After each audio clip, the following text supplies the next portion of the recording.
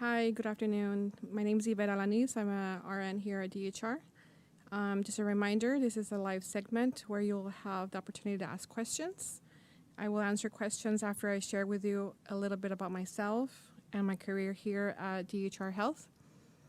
Feel free to submit any questions you have brought throughout my presentation. You can submit those by going to www.menti.com and using the access code 8378283.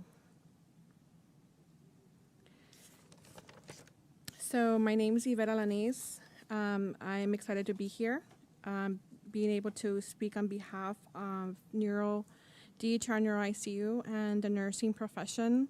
I am from McAllen, Texas. I've been a nurse for 11 years. I started in cardiac ICU, proceeded with medical ICU, then to neuroscience ICU. I have been a nurse, a bedside nurse, and a charge nurse, and now a clinical coordinator. I have been in healthcare since 2003. I never imagined being a nurse, only after becoming a paramedic. I took the paramedic to RN transition at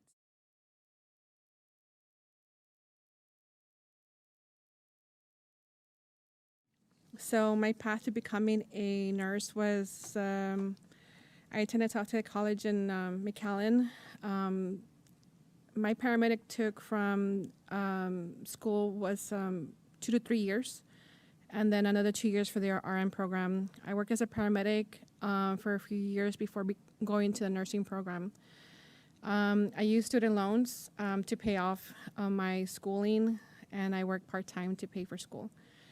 The hardest part of school was nursing school itself because it ensures we understand the topics in hand and skills needed to care for real-life patients. A day in my shoes before becoming a clinical coordinator, it was in Neuro ICU, was obtaining a report from the night shift. In Neuro ICU, we review every system of the body, lab values, blood pressures, IV infusions, drains, and of course the patients. Doctors would round to review all the vitals, medications, a ventilator. We would manage drains. We obtain orders from the doctor, then our carry out so the patient can get better. We continue to monitor the patient closely for changes in the ICU. Once stabilized, the patient would transfer out of the ICU. In neuro ICU, we would see patients with strokes, hemorrhagic strokes, which means bleeding in the brain, traumas, seizures, patients on ventilators, drains, and we pretty much we would care for all types of ICU patients. Being an ICU nurse, we manage all types of patients. And now as a clinical coordinator, I oversee all the ICUs, including the cardiac, surgical, which is medical, and including the step-down units. We look at patients ready to transfer to the floors, and to ensure that all nurses are following our hospital policies. Other professions that we interact with in the ICU, which make a vital impact for our patients, are PT, physical therapy, occupational therapy, dietitians, pharmacists, case managers, social workers, chaplains, who are an important part of our care for the patient. Different doctors that do manage the patients in ICU is pretty much a lot of doctors, including trauma, cardiac, and wound care doctors. The skills needed for becoming here in the ICU is being an RN first. And of course, learning the ICU is learning in the ICU, and which includes how to manage blood pressures, drains, ventilators, which are all learned in the ICU. And of course, at home, it'll be a lot of home teaching yourself to be able to understand what's going on in the ICUs. Learning is never ending. The fun fact about neuro ICU and being a nurse is being a rewarding profession as you continue your education. The types of drains we have in neuro ICU is presented there, a picture So patients can come in with bleeding in the head or high pressures. So there are different types of monitoring systems that patients can get for the brain, depending what kind of injury or fluids or blood is in the patient. And that's how we monitor the pressures in the brain in the ICU for these type of patients. What to look for in a stroke patient is another thing that we do in Neuro ICU is looking for the following, which is how to spot a stroke. We use the acronym FAST. First being face, which is a drooping, the arm, the weakness, the speech, which is having difficulty talking, and it's about time, which is calling 911. Time is brain. The sooner the better to get them to the hospital. The following is the equipment used to care for ICU patients. As you can see there, as an ICU nurse, we manage the type of patients with all these types of monitors, which is heart monitor, IV pumps, blood transfusions, hemodialysis. And sometimes with this machine is able to do dialysis on a slower pace for patients who are unstable to get regular dialysis. So all this is types of equipment that we manage in the ICU. Helpful tips is always keep learning outside of school. Look into different programs available in colleges. If you're passionate, don't give up. Take prerequisites that you can take now, the less to take in college. Skills needed to be successful is determination and passion. Take courses that will help you with skills on how to care for patients and be hands-on. The advice I can give myself when I was younger self with the start of my career was be patient. It will get better.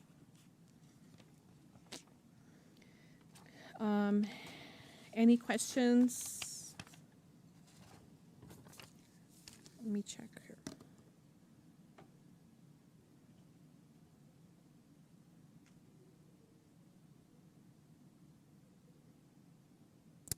Okay, the first question is, what is the longest time you spent in a hospital? What made you want to become a nurse? Is it worth to be what you are now? Is the night shift easier or harder than day shift? The longest time you spent in a hospital. DHR has been my longest employer. I'm working for them. I've been here for almost 9 years. Not the type that I move around a lot of works. So I've been passionate working here at DHR. I became a nurse after working as a paramedic. I worked as a paramedic since 2003, and then I proceeded to become a nurse in 2009, 2010. Because of the paramedic, it was an amazing opportunity, but I think there was more for me. So I was striving for more opportunities as a nurse. That's what I strive for. And then in the ICU, as I started a new nurse, which is very difficult, even as a paramedic, was very hard. But it was very difficult. But I am here now as a clinical coordinator, so all things are possible. Is it worth to be what you are now? Yes, it is. There's times it's difficult, but we do at the end of the day is for our patients. Night shift can be a little bit easier because there's not as many people or doctors, but you have to have that critical thinking at nighttime because if something happens, you need to know what to do next to care for your patients. Very good. Do we deal with COVID patients in the ICU? Yes, we do. In the beginning, we dealt with COVID. We separated from the main hospital, and we separated to the outside to care for just COVID. And we do have patients who require maybe like special monitors like a pacemaker, a balloon pump from cardiac ICU. So we have to take measures in the main hospital to provide care for COVID patients. That's meaning putting the N95, the masks, the full gowns, and they have to be in a strict isolation in that certain room. At first, it was very challenging, but it's gotten a little bit easier, but still we do deal with patients in the ICU.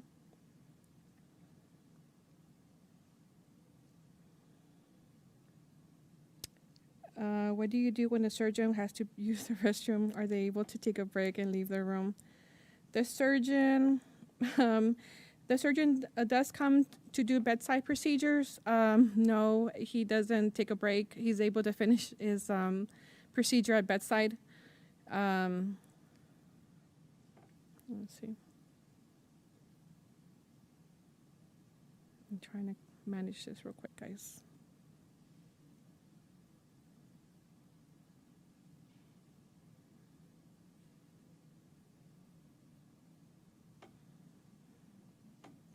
There's questions, but I'm trying to go back. It kicks out the old questions out. Do you monitor both the patient and the surgeon? We do, yes. We do monitor the patient and the surgeon when they're doing bedside procedures. What is the biggest moment that has happened to you in your job? Miracles happen. Some patients who become very sick are able to pull it out from being very sick. It takes a long time to recuperate. Have you ever dealt with guilt with patients? No, because guilt with patients, no, because we're here to help them. It's very difficult, especially with COVID. We have to be with them. We are with them at bedside, and we're there as family to deal with their sickness while they're at the hospital. As a clinical coordinator, what I do is oversee all the ICUs. So pretty much if patients are able to go to the floor from the ICU, they've graduated from the ICU, they've gotten better, they can continue the care. We make sure that our policies, our core measures for like stroke, heart failure, chest pain are all up to par to make sure everything is to standards. When it comes to two people in the OR, how do you determine who to work on first? This is a question for a surgeon, but most of the time the surgeons do proceed who is critical. They also have a backup surgeon who can care for the patient if they're both sick, so they'll call the backup. They usually have a surgeon and a number 2 surgeon. And I don't work in the OR. Sometimes we do take patients there in emergent, but we don't work in the OR. Would you recommend for someone who is an RN to go to ICU? Yes, no, but I did it when I was young. When I first started, I was a paramedic, but even as a paramedic, it was very difficult. If you have a good school that helps you do hands-on skills, that would help you. And if you're going to be determined to work, to learn outside of the ICU, outside from work, it will help you a lot to benefit to further your knowledge in the ICU, so you won't be afraid.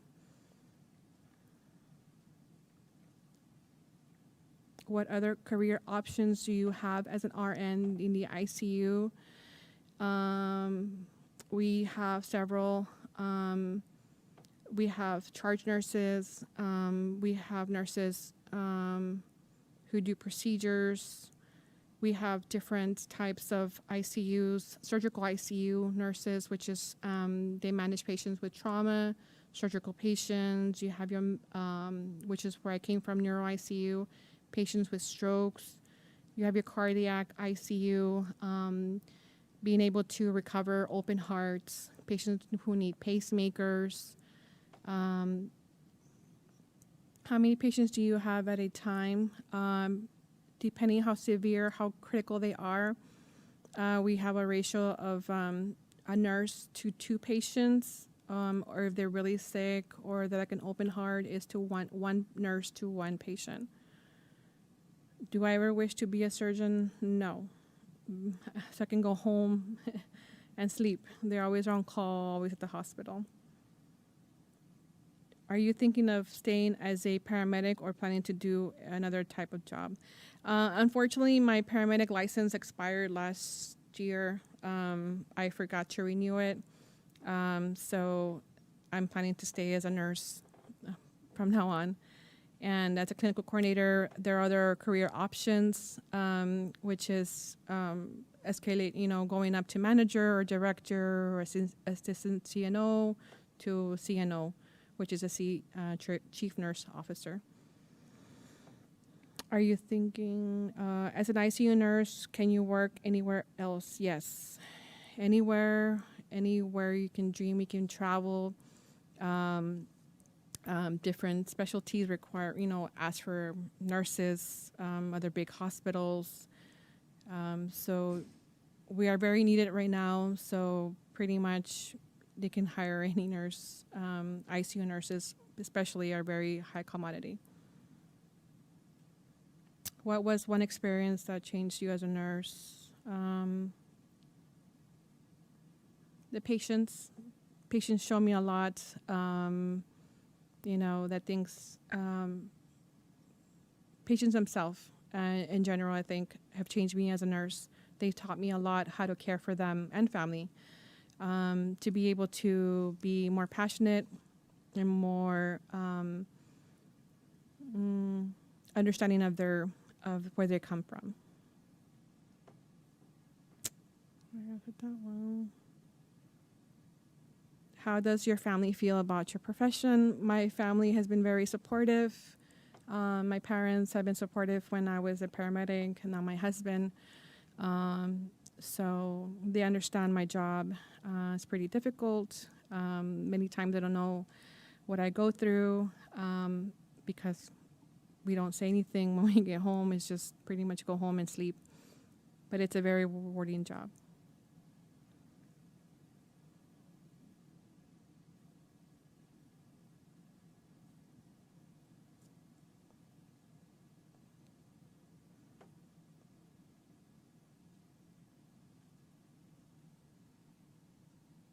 What is the best quality you have as a nurse? I think compassion and caring for your patients.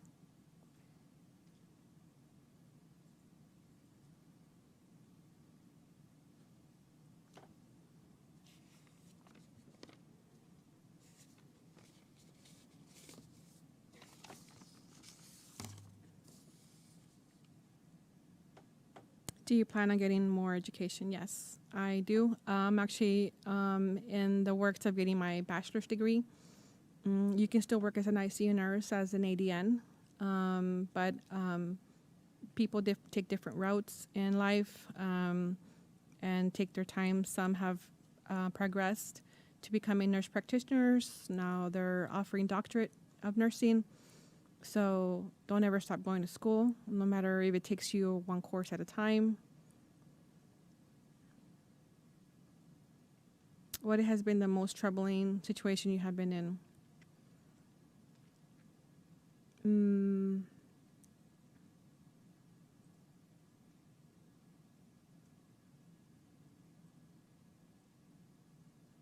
Troubling. I do not have a answer for that one. Have you had any patients die? Yes, we have. Some have been because the patients do not recover from their illness, and others because of the patient's wishes or the family. And so we learn how to manage patients, caring when they do that route for comfort. It's not very easy the very first time to deal with it, but at the end, we learn to know that it's the patient's or family's wishes and the dignity for the patients.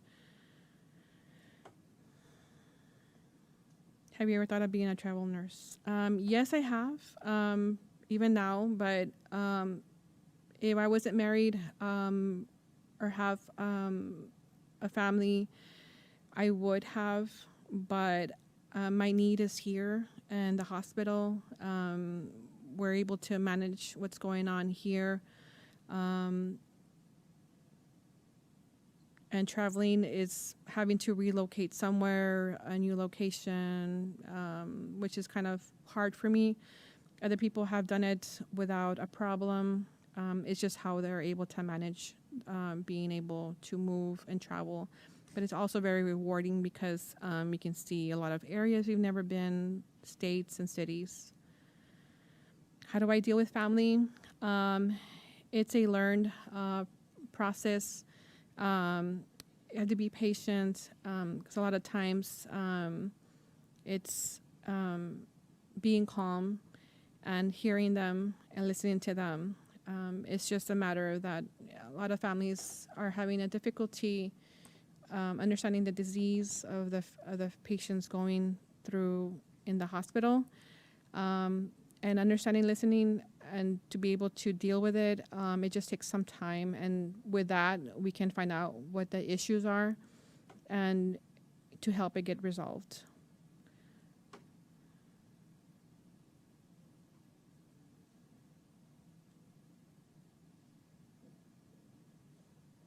Who has made the biggest impact in my life? I'm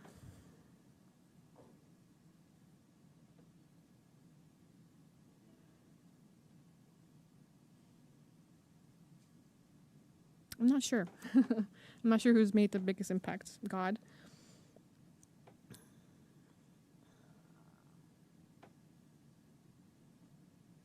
How do you make patients feel better when they have a bad outcome? Again, also listening to the patients themselves and families. Listening ears to, it's pretty much being there to listen to them. It makes them feel much better as well because there's somebody to talk to them and they're able to vent out the situations, whether it's a family or the patient. And they understand. You can see the caring, that we care for them. A few more minutes before we end the questions.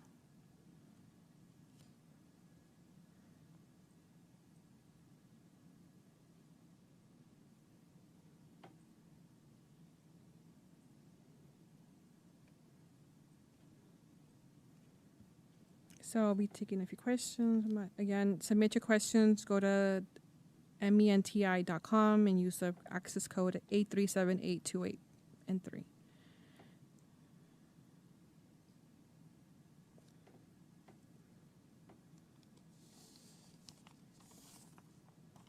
Good questions.